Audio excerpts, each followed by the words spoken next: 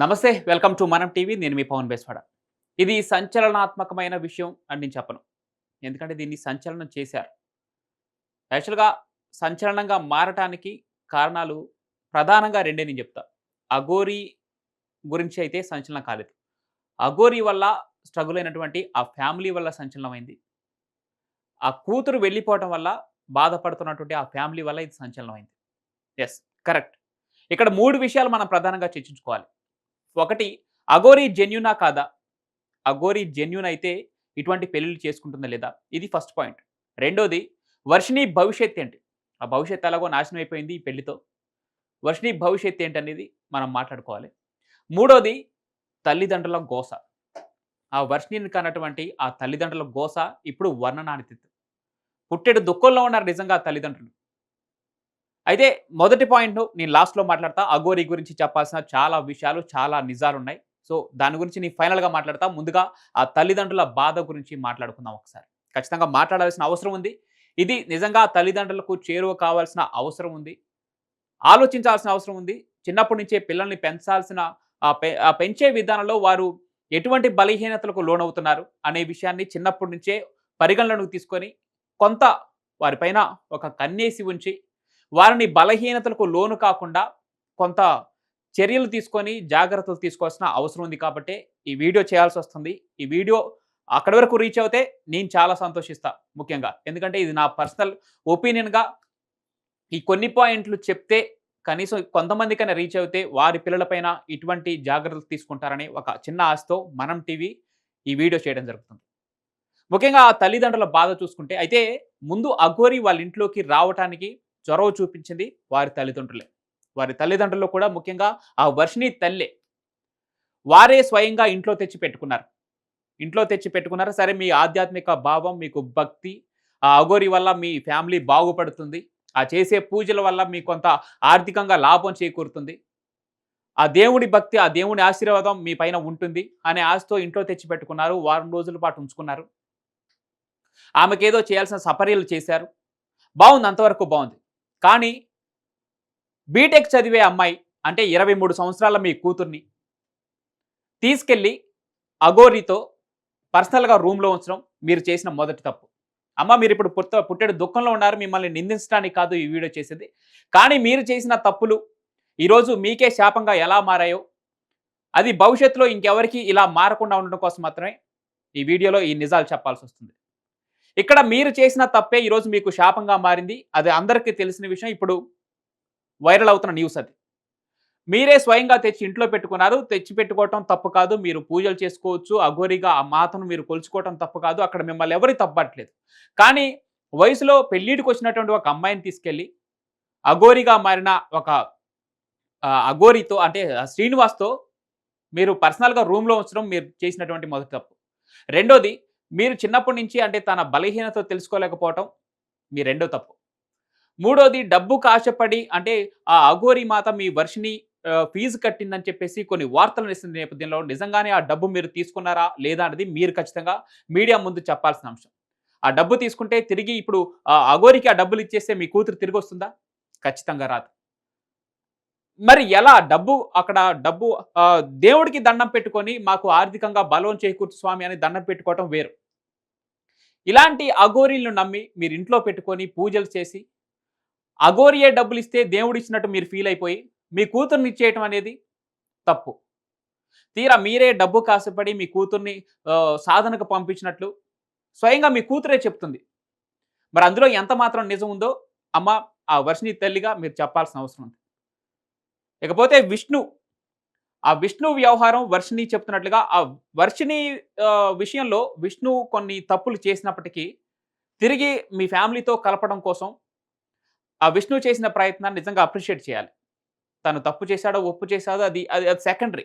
కానీ ఆ వర్షినిని తీసుకొచ్చి మీ దగ్గర అప్పజెప్పడం కోసం తను చేసిన ప్రయత్నం గుజరాత్ వరకు వెళ్లి, ఆ వర్షినిని మీ సొంత కొడుకు హర్షతో కలిసి వెళ్లి తీసుకురావటం, తిరిగి మీ ఫ్యామిలీకి అప్పజెప్పటం, ఇవన్నీ జరిగిపోయాయి.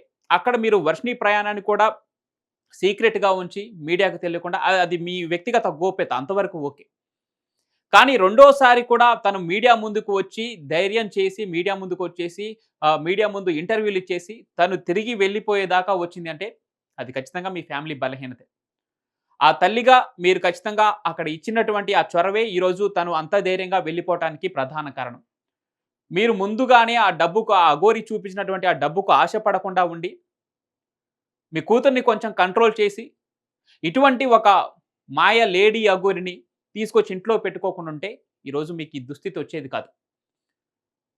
ఇకపోతే వర్షిణి భవిష్యత్ ఇదైతే ఉందని మేము ఖచ్చితంగా అనుకోవట్లేదు. ఏదో రోజు, ఏదో రోజు కాదు త్వరలోనే నీకు నిజం తెలుస్తుంది. నువ్వు రియలైజ్ అవుతావు. నిన్ను నువ్వు పశ్చాత్తాపానికి గురయ్యే రోజు తొందరలోనే ఉంది. యెస్. ఖచ్చితంగా. ఎందుకంటే ఈరోజు నువ్వు చూస్తున్నావు. మొదటిగా తనకే తాళి కట్టాడని చెప్పి కరీంనగర్‌కి చెందిన ఒక మహిళ ఈరోజు మీడియా ముందుకొచ్చి, నీతో పెళ్లి జరిగిందని నువ్వు ప్రకటించిన నెక్స్ట్ డేనే మీడియా ముందుకొచ్చి, తన మొదటి భార్య నేనే అంటూ మీడియా ముందుకు రావడం నీకు కూడా తెలిసిన విషయం. ఎందుకంటే నువ్వు పక్కనే ఉండగా నీ లైవ్‌లో పక్కన అఘోరి మాట్లాడుతుంది ఆ మహిళతో. ఈ ఒక్క మహిళేనా? ఉత్తర భారతదేశంలో కూడా చాలా మంది సాధనలు చేసుకుంటూ అఘోరి సాధన నచ్చి అఘోరి వెంట తిరుగుతున్నానని చెప్పి నువ్వే స్వయంగా చెప్తున్నావు వర్షిని. మరి ఈ నేపథ్యంలో నువ్వు ఒక్కదానివే తనకు భార్యగా ఉంటావు అని చెప్పేసి నువ్వు ఎలా ఊహిస్తున్నావు? ఎంతమంది అమ్మాయిలతో ఇలా ఆడుకుంటున్నాడు? ఎంతమంది అమ్మాయిలని ఇలా ఎడిక్ట్ చేసుకుంటున్నాడు? ఎంతమంది అమ్మాయిలతో ఇలా రాసలీలలు నడపడానికి అఘోరి ట్రై చేస్తున్నాడో ఒక 23 ఏళ్ల అమ్మాయిగా, బీటెక్ చేస్తున్న అమ్మాయిగా నీకు కొంత ఇంగిత జ్ఞానం కాకుండా ఎలా ఆలోచిస్తున్నావు వర్షిని? నీ భవిష్యత్తు హ్యాపీగా లీడ్ చేస్తాం మా లైఫ్ అంటూ ఒక మాట అనకూడదు, సిగ్గు లేకుండా చెప్తున్నావు నువ్వు. నీ తల్లి సరే తను డబ్బుకి ఆశపడి ముందు తొందరపడి ఆ చర్యలకు ఒడిగట్టిందో ఏమో తెలీదు. నిజంగానే లేదంటే ఆ దైవ భక్తిలో తను నిజంగానే దైవమే మా ఇంటికి వచ్చిందని ఫీల్ అయ్యి నిన్ను తనతో ఉంచడానికి ఇబ్బంది పడలేదేమో. ముందుగా కొంచెం సంకోచించినప్పటికీ లేదు దైవమే కదా అని చెప్పేసి అఘోరి మాతగా భావించి తనని నీతో పాటు ఉంచితే నీకంటూ ఇంగిత జ్ఞానం లేదా? ఓకే. వర్షిని భవిష్యత్ ఎలాగో లేదు. ఆ వర్షిని ఎప్పుడు రియలైజ్ అవుతుందో తన జీవితం కోల్పోయిన ఫీలింగ్ తనకి ఖచ్చితంగా కలుగుతుంది. అది ఎంతో దూరంలో లేదు. ఎందుకంటే అఘోరి మీద నమోదవుతున్నటువంటి కేసులు అలాంటివి. ఈరోజు చీటింగ్ కేసులు చూసుకుంటే 10 లక్షలు ఒక ఫ్యామిలీ నుంచి డిమాండ్ చేసి అంటే వారు కూడా ఇప్పుడు వర్షిని ఫ్యామిలీ లాగే వారు కూడా అఘోరితో పూజలు చేపించుకుంటే తమ వ్యాపారం వృద్ధి చెందుతుంది. వ్యాపారంలో లాభాలు తీసుకుంటారు అని చెప్పేసి ఈ అఘోరి తెలుగు రాష్ట్రాల్లోకి ఎప్పుడైతే వచ్చిందో అట్లాంటి అఘోరిని అప్రోచ్ అయ్యి ఒక ఫ్యామిలీ ఒక రిసార్ట్ నడుపుతున్నటువంటి ఒక ఫ్యామిలీ పూజలు చేయించుకొని 10 లక్షలు ఇచ్చిన తర్వాత ఆ అఘోరి ఈ వర్షిని నమ్మి వెళ్ళిపోయినటువంటి ఆ అఘోరి శ్రీనివాస్ ఎవడైతే ఉన్నాడో ఆడు మరొక 5 లక్షలు డిమాండ్ చేసినట్లు ఆ ఫ్యామిలీ స్వయంగా వెళ్ళి ఎఫ్ఐఆర్ నమోదు చేయడం జరిగింది ఫిబ్రవరి 25 తారీఖు 2025న.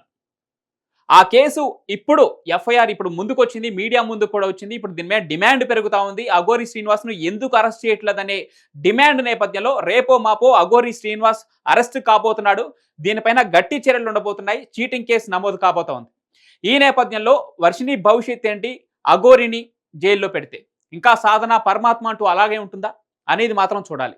ఇక అఘోరి శ్రీనివాస్, అయ్యా అఘోరి శ్రీనివాస్ నువ్వేంటి ఫస్ట్ భార్య అని చెప్పి బాధిత మహిళ ఒక ఆమె వచ్చి తనతో నువ్వు మాట్లాడిన ఆడియో కాల్స్ బయటకు వస్తే ఐ లవ్ యూ రాది, ఐ మిస్ యూ రాది, నువ్వు లేకపోతే నేను ఉండలేనంటూ నువ్వు చేసిన వ్యాఖ్యలు వైరల్ అవుతా ఉంటే దానికి నువ్వు సమర్థించుకున్న విధానం ఏంటి? నేను ఎవరితో అయినా ఇలాగే మాట్లాడతాను, దైవత్వంతో ఆధ్యాత్మికంగా మాట్లాడిని సమర్థించుకుంటావా? నువ్వు ఒక అఘోరిలో ఉన్నావు. అఘోరి అంటే ఎక్కడో హిమాలయాల్లో ధ్యానం చేసుకుంటూ పరమాత్మకి తమ ఆత్మని సమర్పించుకొని ఉండే అఘోరీలు ఈరోజు జనసంచారంలోకి వచ్చి ఓకే అది నీ వ్యక్తిగత విషయం, నువ్వు జనసంచారం కోసం సనాతన ధర్మ పరిరక్షణ కోసం దర్గాల పరిరక్షణ కోసం వచ్చి పోరాడుతున్నా అని చెప్తున్నావు, అంతవరకు ఓకే. ఇలా అమ్మాయిలతో ఒక అమ్మాయి తర్వాత ఒక అమ్మాయి, ఒక అమ్మాయి తర్వాత ఒక అమ్మాయి ఇలా పెళ్లిళ్ళు చేసుకుంటూ పోతూ అదే కాకుండా డబ్బులు వసూలు చేసుకుంటూ డబ్బులు నువ్వు అడిగినంత ఇయ్యకపోతే డిమాండ్ చేసి అడిగినంత ఇయ్యకపోతే మంత్రాలతో తంత్రాలతో తల్వార్లతో చంపేస్తానని బెదిరిస్తావా? నీ మీద చీటింగ్ కేసు నమోదైంది. ఆ ఎఫ్ఐఆర్లు బయటకు వస్తున్నాయి. నీ భవిష్యత్తు మరో 4 రోజుల్లో తేలబోతుంది. అఘోరి నీ విషయాలు ఇప్పుడు ఇక్కడే కాదు, ఓన్లీ తెలుగు రాష్ట్రాల్లోనే కాదు నీ భవిష్యత్తు తేలబోయేది. అక్కడ నార్త్ ఇండియాలో కూడా నువ్వు ఎవరెవరిని ఇట్లా నీ మంత్రతంత్రాలతో బెదిరించి ఎవరినైతే వశపరుచుకోవాలని చూసావో, ఎంతమంది అమ్మాయిల జీవితాలతో ఆడుకున్నావో ఇవన్నీ రేపమాపో బయటకు రాబోతున్నాయి. అఘోరి నీ భవిష్యత్తు కారాగారం పాలు కాబోతా ఉంది, జైలు పాలు కాబోతా ఉన్నావు. అఘోరి నువ్వు గుర్తుపెట్టుకో. చూద్దాం అఘోరి మీద ఈరోజు ఎఫ్ఐఆర్ నమోదైనట్టు ఒక బాధిత మహిళ బయటకు వచ్చింది. మరి ఇదొక్కటేనా? ఇంకా ఎంతమందిది? అంటే ఇప్పటికే కొంతమంది సినీ ప్రేమికులు, పెద్ద పెద్ద రాజకీయ నాయకులు కూడా ఈ అఘోరితో శ్మశానాల్లో పూజలు చేయించుకున్నారని ఇప్పటికే చాలా వార్తలు వస్తున్న నేపథ్యంలో వీటన్నిటికీ ఆధారాలు వస్తే మాత్రం బయటికి అఘోరి భవిష్యత్తు ఎలా ఉండబోతుందో ఊహించుకోవచ్చు. ఇక వర్షిణి భవిష్యత్తు గురించి ఇప్పటికే ఆశలు చచ్చిపోయాయి. కానీ తన తల్లిదండ్రుల కోసం మాత్రం ఖచ్చితంగా వర్ణనాతీతం. చెప్పలేని పరిస్థితిలో వాళ్ళ తల్లిదండ్రులు శోకసంద్రంలో మునిగిపోతున్నారు. ఇప్పుడు ఈ రోజు కూడా వర్షిణిని మళ్ళీ అఫీషియల్‌గా పెళ్లి చేసుకున్నట్టు. సరే వాళ్ళిద్దరూ మేజర్‌లు. పెళ్లి వరకు అది వారి వ్యక్తిగత విషయం. కానీ ఇక్కడ తల్లిదండ్రుల వారి బాధ గురించి ఆలోచించలేని ఒక మేజర్, నేను 23 ఏళ్ళు నాకు నా ఇష్టం వచ్చింది నేను చేయగలుగుతా అనే ఒక మేజర్‌వి నువ్వు. అంత సింపుల్‌గా చెప్పే మేజర్‌వి. నీ తల్లిదండ్రుల బాధ గురించి ఎందుకు ఆలోచించలేకపోతున్నావు వర్షిణి? ఇవన్నీ ఎంతో మంది నిన్నడుగుంటారు. బట్ నీకు రేపొద్దున ఇప్పుడు నమ్మి వెళ్ళిన నీకు ఆ జైలు పాలయ్యే అఘోరి శ్రీనివాస్ రేపు భవిష్యత్తు చూసి అప్పుడు మాత్రమే నువ్వు ఖచ్చితంగా నీకు జ్ఞానోదయం అవుతుంది. అది మరి ఎంతో కాలంలో లేదు. కొద్ది దూరంలోనే ఆ రోజు కూడా రాబోతుంది. గుర్తుపెట్టుకోవాలి వర్షిణి. అఘోరి నీకు జైలు జీవితం కన్ఫర్మ్. Thank you.